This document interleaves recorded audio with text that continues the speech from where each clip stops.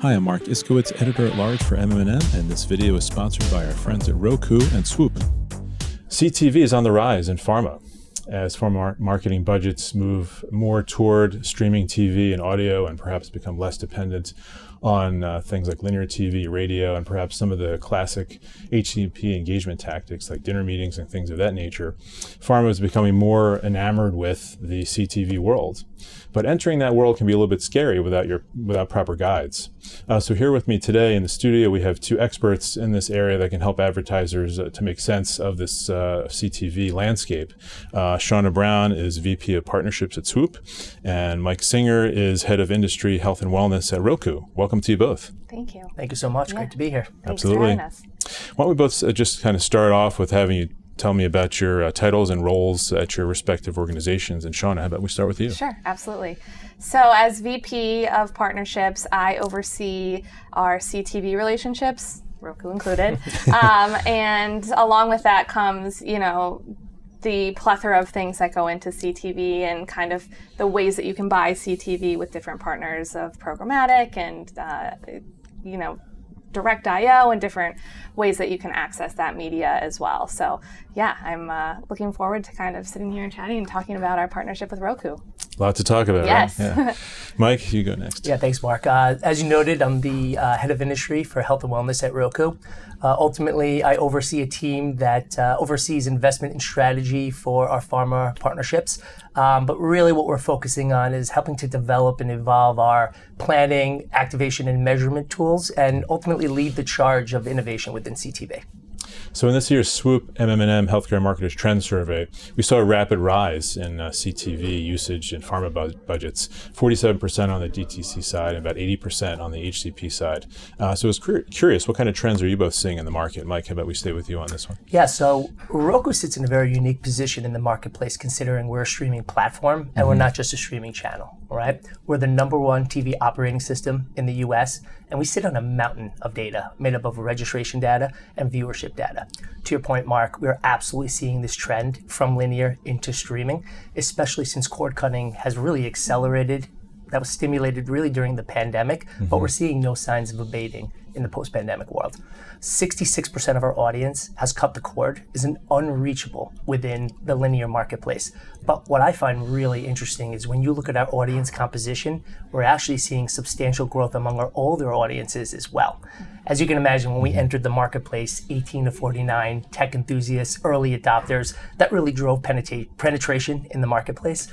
But now we're seeing older audiences needing to replace their TVs, right? Doing the research, seeing the cost and really the quality of our products and making the shift over to Roku, but also cutting the cord and adding to that cord cutting acceleration. Shifting gears a bit to HCP, all of our partners, they know the importance and the value of educating and influencing doctors, right? But again, during the pandemic, we saw in-person rep visitation had plummeted, right? And has not returned to pre-pandemic levels. So our partners had to quickly adapt and shift their strategies to find doctors where they are.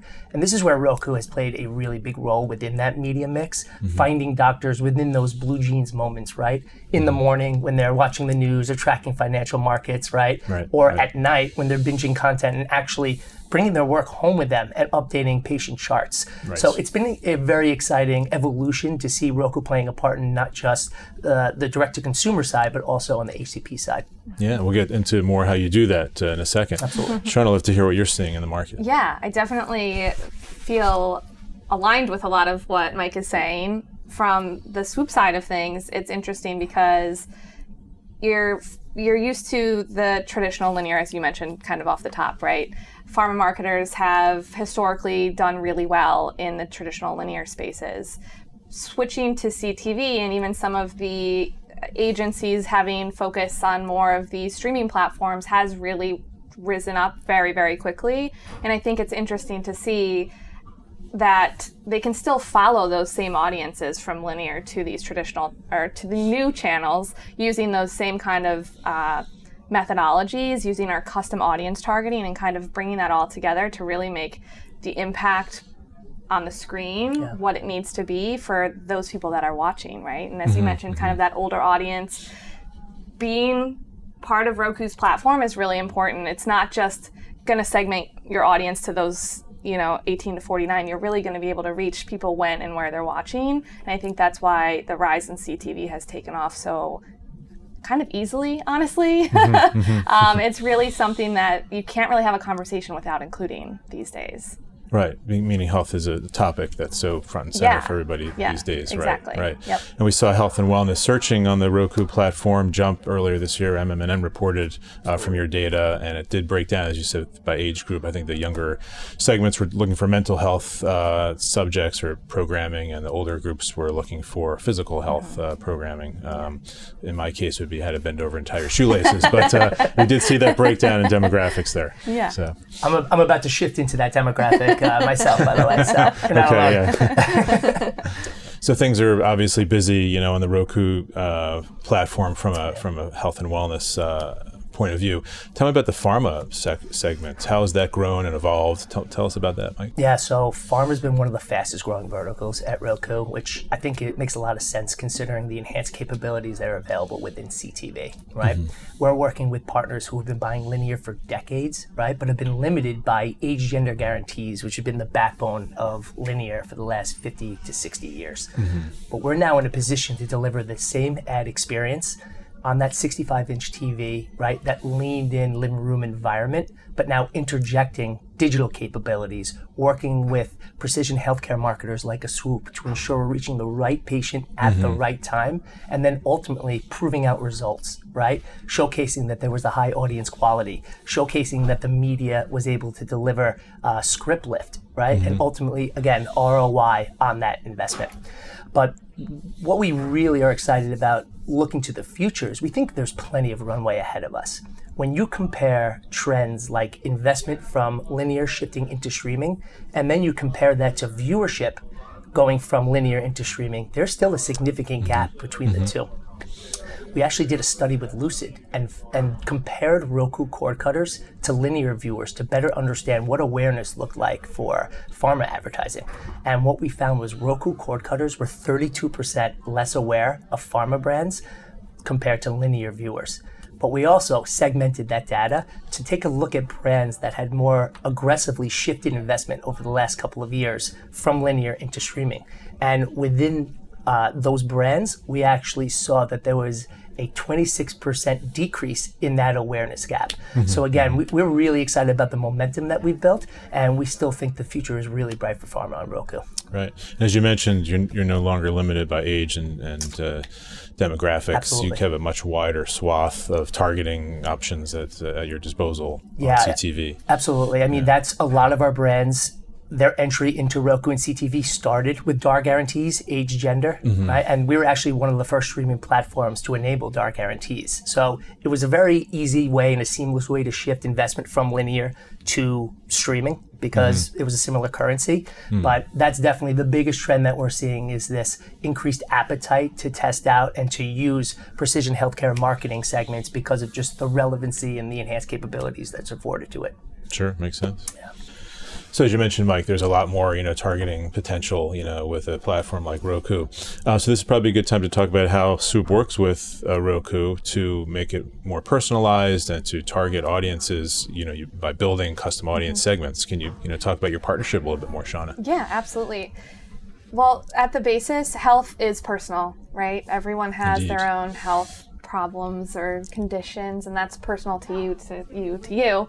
And so being able to customize our audiences to our clients' needs specifically and building those as requested as they come in has really been where Swoop has kind of really jumped, I think, ahead of some of the other partners in this space. And we've been able to lean into the CTV space because we have such customized audiences. We're able to find them when and where they're watching, like you mentioned, like the leaning into that big screen, the 65-inch that's on the wall, making sure that that message resonates with the people that are watching is how you're going to get the ROI, is how you're going to have the results that the clients are looking for. And ultimately that makes our job at Swoop more important. We have to be better at personalizing and coming up with the custom audience targets in order for those results to continue to see the upward trends, right? We can't take a step back anymore. We have to continue to personalize and continue to work with partners such as Roku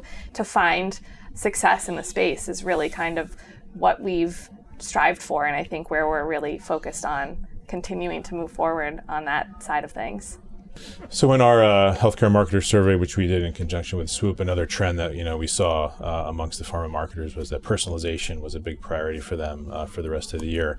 Tell us about how you personalize and build custom audiences. Yeah, as I sort of alluded to, we really do work very closely with the pharma brands and the agencies to create an audience exactly as requested. We cater to their needs in the best way, right? We make sure that if they're looking for someone that's treating with a specific condition or diagnosed, we've kind of made our way into the healthcare practitioner HCP space with, being able to focus on those doctors and not just on the patients as well. So finding that data and using that data, it's AI powered, it's anonymized, de-identified, tokenized, all those words that are buzzwords. It's really built to be able to do all of that with specific requests coming from the clients. It's very interesting to kind of come from a space where I was used to using a lot of different types of data sets. Now at Swoop, in my role here, it's been really cool digging in and seeing just how smart this technology is that Swoop is using to make sure that their targeting is personalized to ultimately just drive home better results. That's what everyone wants, right? They want their message to succeed in the marketplace. Right. And I think that has the work Swoop has done with the technology side of things and all the buzzwords is really what's kind of driven us to the top of the market. Sure. We had actually Swoop's head of privacy on a couple weeks ago. We did a podcast together. And, you talk about how the pharma industry is moving, from the mass market DTC days of old, the pharma linear TV commercials, more toward a DTP, direct to patient, where who your patient audience is for the most part, if it's a rare disease audience or something like that. But Swoop being, the privacy safe company that it is, they go above and beyond to make sure that, that audience is it might not be 1,000, it might be 5,000. They increase it manifold just to make sure that they're maintaining the anonymity of that patient population. I was very impressed with, hearing that they go above and beyond, the privacy, the sort of, standards there. It's definitely a hot topic for sure, but I think that is where we shine, is obviously making sure that all of that work that goes into being privacy compliant is ahead of the trends for sure. Sure. Mike, you want to weigh in on the personalization topic as well? Why is that so important from your perspective? Yeah, absolutely.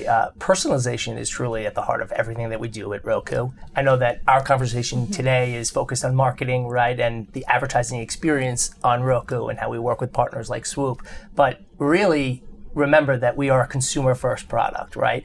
At the end of the day, our goal is to ensure that streamers are able to use our platform, right? Have ease of use with that UX, and they're able to find the content that they're looking for, but we're also recommending content that we feel very confident they're going to engage with, right? That's how we're going to maintain our share that we have against competitors who are amongst the biggest in the world.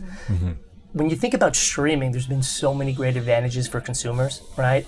There is the really taking back control from cable companies, right, that have locked consumers into 1 to 3 year commitments, right? We no longer have to rent cable boxes with a monthly tax. We now have free ad-supported content within the streaming space. But on the flip side, if you were going to say, what's a weakness, I would say content discoverability, right? The amount of content that's available is almost overwhelming, right? On Roku, we have almost 7,000 channels on our platform. Wow. And if you think about it, there's no real traditional linear channel guide anymore, right? Like we used to use when we were just surfing to see, what's going to be on next within cable, right? So it is critical that we're leveraging our tech and our investment to ensure that we are bringing that content forward. It's very easy for our consumers to find. And ultimately, the more engaged consumers are in the content that they're watching, the more engaged they're going to be in the commercials that are supporting that content. And then we supercharge everything, again, working on advanced audience tactics to ensure that that message is relevant. It's a flywheel that's really successful, not just for Roku, but more importantly for our partners. Yeah. And so it's the Roku algorithm that is helping to personalize the programming that a person will see or have the option to select. A fun fact for you is our internal data suggests that it takes up to 11 minutes for the average streamer to actually find the content that they want to watch. Really? Wow. Yeah. Wow. Yeah. People. So it's important to get that right. That's why targeting is important. Exactly.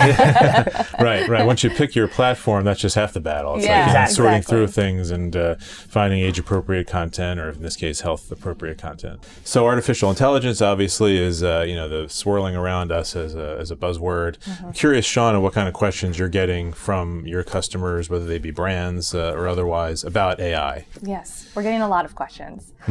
A lot of questions coming from the brand side of things, where they're really interested in learning how the AI is helping power the data that we're using ultimately to build their audience segments, right? That's what their whole goal is to find that niche audience within a much larger pool of folks that have to comply by all of the rules that are out there in privacy, and it's a complicated space, and AI is designed to make that less complicated for all of the end users. I'm glad you mentioned that. I mean, that's Swoop's sweet spot, right? It's using AI, machine learning, to generate custom audiences for pharma brands. So that makes total sense. And absorbing huge, vast quantities of data, and that would give us all fits, and then being able to then use that data to target a campaign, so a brand can use its budget more wisely. And do it smarter than maybe I can do. So makes total sense.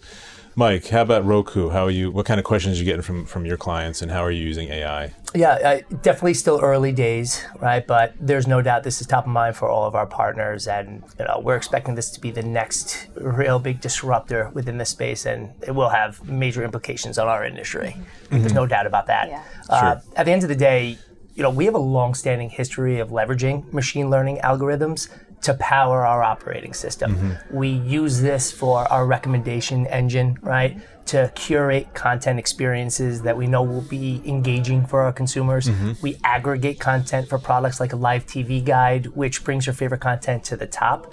But really, because we have a constant connection with our consumers, because we power the largest operating system in the US, we have always on access to proprietary data that we can also analyze and use to segment viewers based off of demographics, based off of interests, based off of viewership habits, and other relevant factors. So ultimately, this is a space that we've been working in for a good amount of time now, and we think as these products evolve, it's only going to strengthen our product. Yeah, and when you combine and layer AI-powered targeting with machine learning content, I think that's success, right? Yeah, and absolutely right. An AI-built audience with machine learning on the content discovery side, predictive AI that you've been using that for years. You like this, you might like that. Type of deal. And to your point earlier, it's all about ease of use, right? If we can make something that took 6 steps now 3. That's going to be a benefit to consumers. And again, the more we can use that to power the targeting, right, and the creative that's being used, the relevancy goes up, and it's a win for everybody. It's just a better experience for the consumer overall. So we're going to switch gears and sort of bring this to a close by getting both of your predictions. Mike, how about we start with you? What's your thoughts going forward for the near term for pharma and advertising, through, say, 2025? Yeah, sure. So a couple, if you don't mind. The first, I think, is interoperability is going to continue to be a huge need in the marketplace, right? Working with the platforms and with the partners that are important for our partners, it's going to be increasingly important, especially as measurement takes a bigger role, right? If partners are walling off their data, right, and they aren't passing that data into the measurement tools that are important to our clients, I think they're going to be in a really tough spot in the future. The second prediction is definitely innovation. We see it now on almost every brand brief and RFP. Clients really want to explore opportunities to break out of that traditional 60 second to 90 second spot and really tap into more high impact executions. An area of focus for us is how do we tap into our home screen to really bring those brands forward. And one of the advantages there is when you go into the Roku home screen, you're reaching viewers no matter the content that they're looking to select. So if you think about it, you're reaching people who are, yes, they're watching ad-supported content, but there's also an opportunity to reach people who are going into Netflix without that ad tier and are not being exposed to any ads during that 2-hour binge. So I think over the next several months to a year, the products that we're developing are going to support pharma. Again, on the home screen, you're going to see some brands coming to life outside of that traditional pod.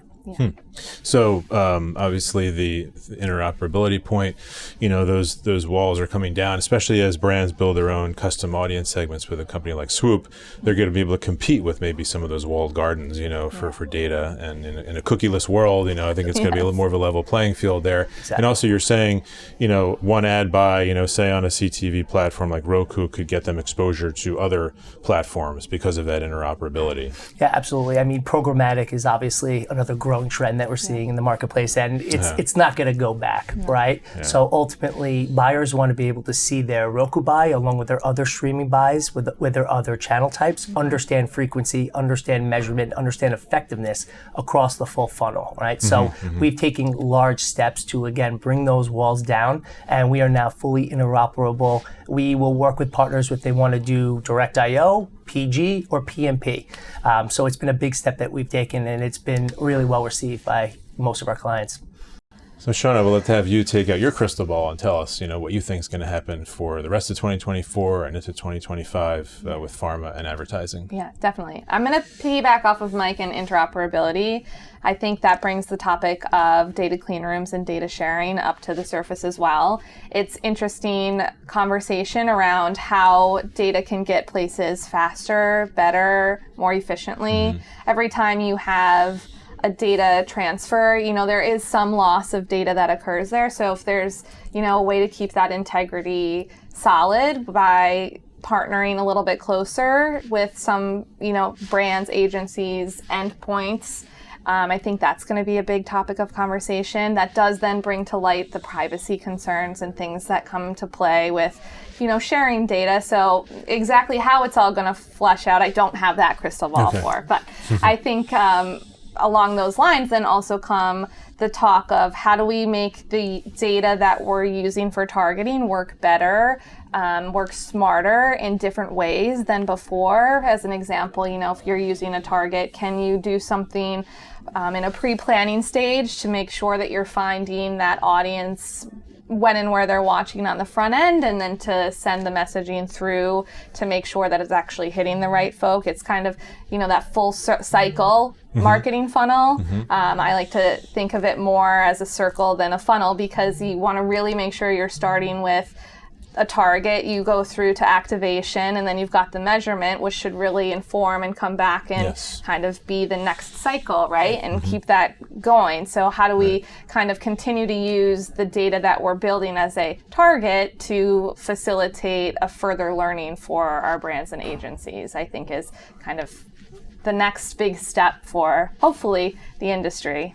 Absolutely, right. And we didn't mention this, but so you're saying privacy is going to get better, targeting is going to get better over the next 18 months or so. At the bottom of the funnel, I know Swoop is a big proponent of using interactive virtual assistants on a brand.com website, which then you talk about using that to inform your next media buy. Those are the questions that customers have, and then you can use that to at the top of the funnel again. So it's that virtuous circle that you're talking about. Yeah. Fascinating. Thank you so much for doing such a great job of articulating not only your crystal ball predictions for the next 18 months, but how the two of you work together to make the CTV landscape a little bit less intimidating for pharma brands that want to get involved there. So thanks so much for doing this today. Appreciate it. Yeah, thank you so much. Thanks for having us. It was great. Absolutely. And thanks everybody out there for listening. We hope you enjoyed it as well.